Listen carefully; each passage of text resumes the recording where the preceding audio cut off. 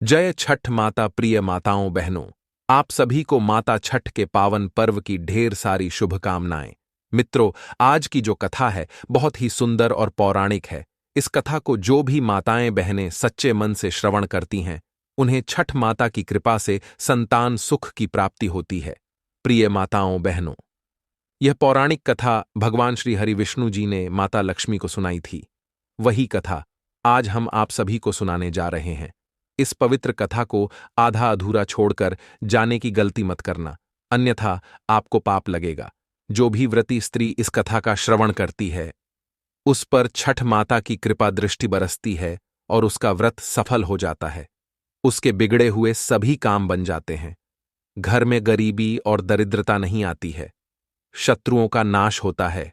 इस कथा को सुनने के बाद निसंतान स्त्री को संतान की प्राप्ति होती है और उसके घर में कभी लड़ाई झगड़े नहीं होते हैं। उनका घर खुशियों से भर जाता है। इसलिए आप सभी से निवेदन है कि इस पवित्र कथा को पूरा सुने। मित्रों, मैं जगत के संचालक भगवान श्री हरि विष्णु से हाथ जोड़कर प्रार्थना करता हूं कि जो भी श्रोता गण इस कथा का श्रवण कर रहे हैं, आप उनके सभी मनोरथ पूर्ण कर देना और उन पर सदैव अपनी कृपा दृष्टि बनाए रखना। तो चलिए मित्रों, इस महान कथा को प्रारंभ करते हैं। एक बार की बात है, भगवान विष्णु जी क्षीर सागर में शेष नाग की शैया पर बैठे हुए थे। तभी उनके पास माता लक्ष्मी आती हैं और भगवान विष्णु को प्रणाम करती हैं और फिर भगवान विष्णु जी से कहती हैं, हे जगत के नाथ, कृपया आज आप मुझे देवी छठ की व्रत कथा सुनाइए और यह भी बताए कि इस पवित्र व्रत को कौन से मनुष्य नहीं रख सकते हैं। हे प्रभु, मैं आपके मुख से इस पवित्र कथा को सुनने के लिए उत्सुक हूँ। माता लक्ष्मी की यह बात सुनकर भगवान विष्णु जी मुस्कुराते हुए कहते हैं, हे देवी लक्ष्मी, आज मैं तुम्हें भगवान सूर्य देव की बहन देवी छठ की कथा सुनाने जा रहा हूं। इस कथा को ध्यानपूर्वक सुनना। फिर भगवान विष्णु जी कथा सुनाते हुए कहते हैं, हे देवी, अनेकों वर्ष पहले की बात है। चंद्रभागा नदी के किनारे एक सुंदर सा नगर था। उस नगर में एक किसान अपनी पत्नी के साथ सुखमय जीवन व्यतीत कर रहा था। उस किसान का एक बेटा था जिसका नाम देवांतक था। समय के साथ जब वह बड़ा हुआ तो किसान ने उसके लिए एक सुंदर सी कन्या खोजकर उसका विवाह कर दिया। मित्रों, आगे भगवान विष्णु जी कहते हैं, हे देवी, किसान की जो बहू थी वह बहुत ही दुष्ट स्वभाव की थी। वह अपनी सासू मां की कोई भी बात नहीं मानती थी। वह सदैव अपनी मनमानी करती थी। जब उसकी सास उसे पूजा पाठ करने के लिए कहती तो वह साफ साफ मना कर देती थी। ऐसे ही दिन व्यतीत हो रहे थे। फिर एक दिन कार्तिक मास की शुक्ल पक्ष की चतुर्थी आई। उस दिन किसान की पत्नी बहुत प्रसन्न थी, क्योंकि उस दिन से माता छठ का 4 दिवसीय पवित्र पर्व शुरू हो रहा था। उस किसान की पत्नी ने घर की साफ सफाई की।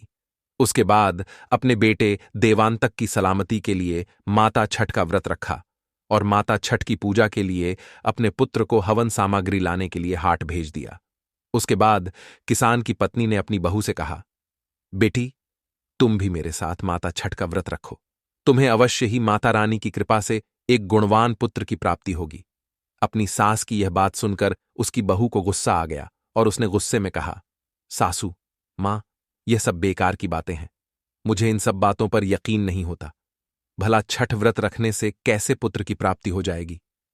अपनी बहू के ऐसे वचन सुनकर किसान की पत्नी को बहुत दुख हुआ। फिर उसने अपनी बहू से कहा, हे बहू, आज मैं तुम्हें माता छठ की एक पावन कथा सुनाती हूं। इस कथा को सुनने के बाद तुम माता छठ की परम भक्तन बन जाओगी। मित्रों, आगे भगवान विष्णु जी कहते हैं, हे देवी लक्ष्मी, किसान की पत्नी अपनी बहू को माता छठ की कथा सुनाते हुए कहती हैं, हे बहू, प्राचीन काल में एक राज्य था। उस राज्य में प्रियवद नाम के राजा राज्य करते थे। उनके राज्य में चारों तरफ सुख शांति थी। उनके पास धन धान्य की कोई कमी नहीं थी।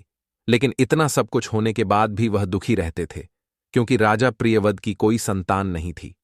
वे इस बात को लेकर हमेशा चिंतित रहते थे कि उनकी मृत्यु के बाद इस विशाल राज्य का उत्तराधिकारी कौन बनेगा और प्रजा की देखभाल कौन करेगा।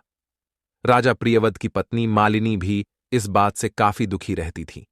एक दिन राजा प्रियवद अपने कक्ष में बहुत ही उदास मन से बैठे हुए, तभी उनके मन में कश्यप मुनि से मिलने की इच्छा हुई और वे अपनी पत्नी मालिनी को अपने साथ लेकर महर्षि कश्यप के आश्रम में जा पहुंचे।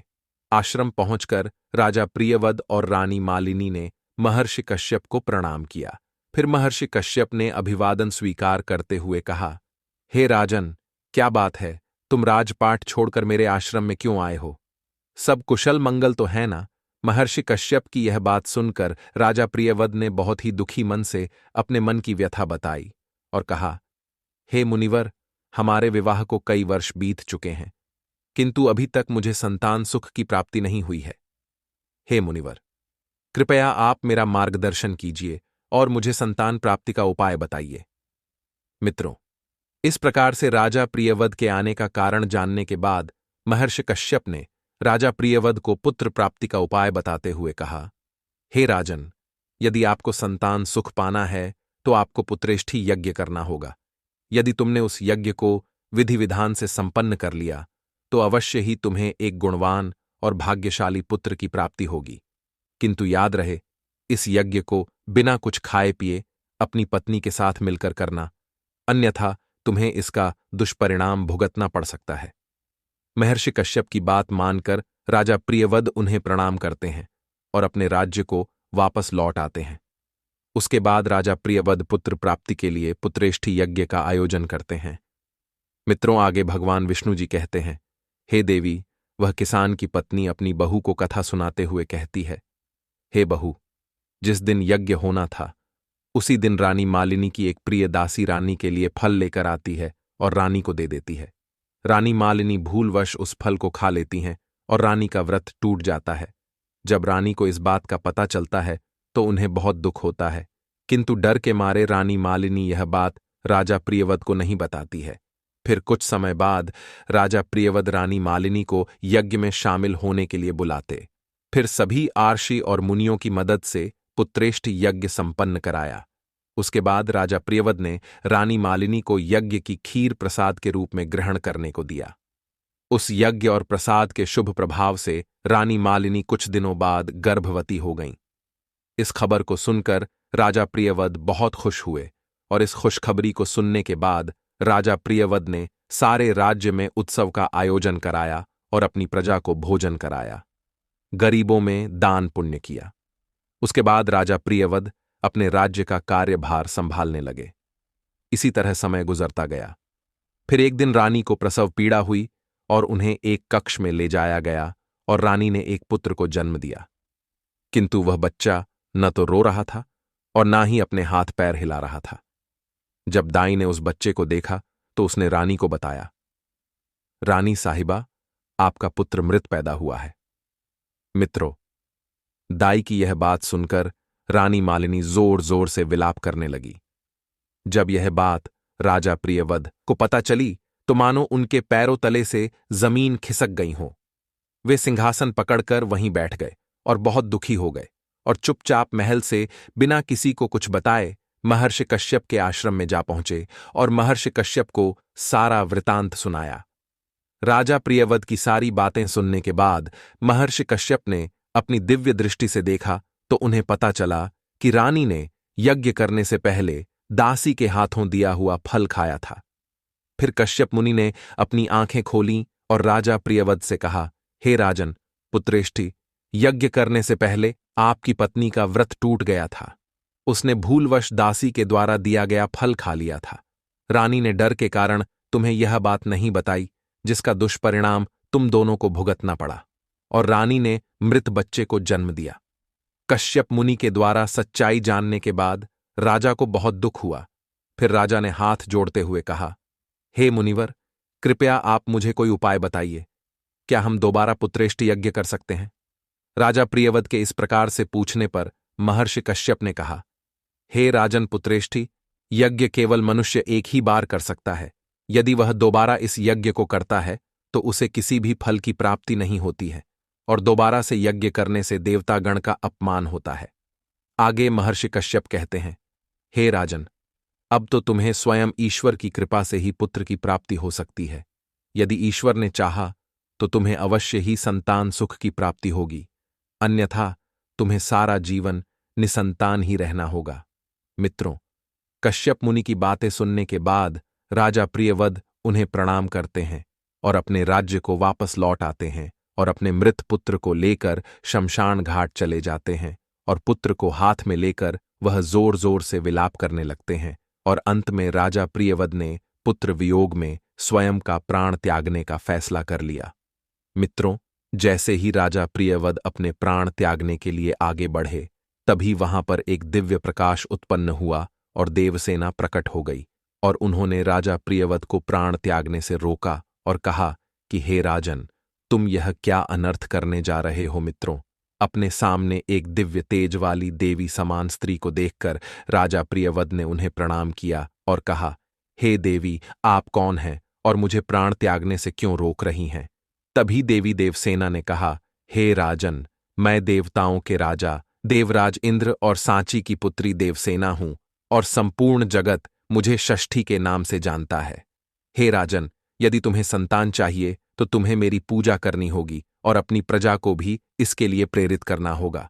मित्रों, देवी षष्ठी की यह बात सुनकर राजा प्रियवद बहुत प्रसन्न हो जाते हैं और उन्हें प्रणाम करते हैं। फिर वहां पे एक दिव्य प्रकाश उत्पन्न होता है और माता षष्ठी अंतर्ध्यान हो जाती है। राजा प्रियवद अपने पुत्र का अंतिम संस्कार करके राजमहल में वापस आ जाते हैं और उसके बाद राजा प्रियवद ने रानी मालिनी के साथ पुत्र प्राप्ति के उद्देश्य से कार्तिक शुक्ल षष्ठी तिथि को छठ का महाव्रत रखते हैं और सच्ची श्रद्धा से माता छठ की पूजा अर्चना की और फिर कुछ दिनों बाद छठ मैया की कृपा से रानी मालिनी ने गर्भ धारण किया और एक निश्चित समय पश्चात एक सुंदर और गुणवान पुत्र को जन्म दिया। इस प्रकार से राजा प्रियवद को पुत्र रत्न की प्राप्ति हुई।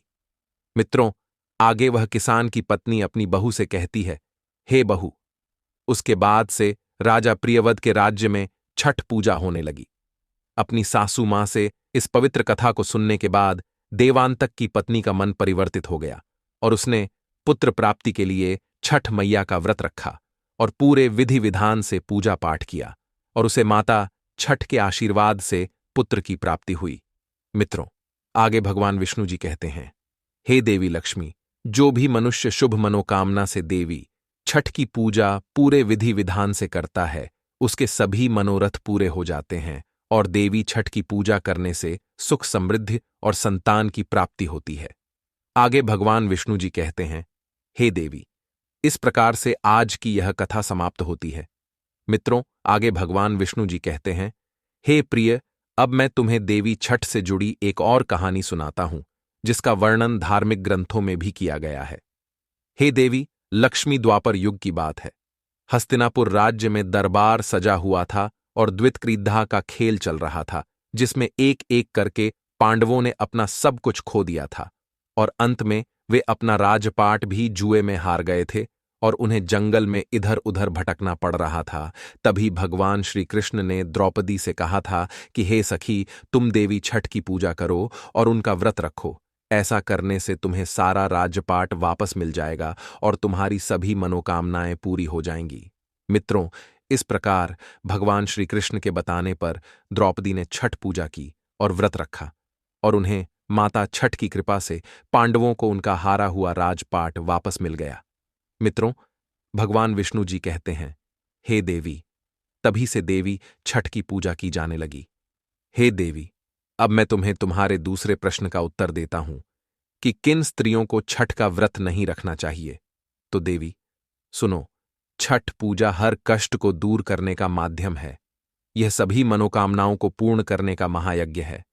हे देवी, इस व्रत को सिर्फ शादीशुदा महिलाएं ही कर सकती हैं, क्योंकि यह सूर्य उपासना का व्रत होता है। कुंवारी कन्याओं के लिए यह व्रत वर्जित है। सूर्य देव की आराधना केवल महिलाएं ही कर सकती हैं, क्योंकि कुंवारी अवस्था में देवी कुंती ने सूर्य उपासना की थी और वे न चाहते हुए भी मां बन गई थीं। इसलिए कुंवारी लड़कियों को सूर्य देव की उपासना और छठ व्रत करना वर्जित है। हे देवी, जो स्त्रियां मासिक धर्म से पीड़ित होती हैं, उन्हें इस पवित्र व्रत को नहीं रखना चाहिए, क्योंकि मासिक धर्म के समय स्त्रियां अपवित्र होती हैं, इसलिए उन्हें पूजा करने की मनाही है। फिर भगवान विष्णु जी माता लक्ष्मी से कहते हैं, हे देवी, इस कथा के माध्यम से आपको पता चल ही गया है कि कौन सी स्त्रियों को इस पवित्र व्रत को नहीं रखना चाहिए। प्रिय मित्रों, इस प्रकार से आज की यह पौराणिक कथा समाप्त हुई। उम्मीद करते हैं आपको यह कथा पसंद आई होगी। एक बार सच्ची श्रद्धा से कमेंट बॉक्स में जय छठ माता, जय सूर्य भगवान अवश्य लिखें। प्रिय मित्रों, वीडियो देखने के लिए आप सभी का धन्यवाद।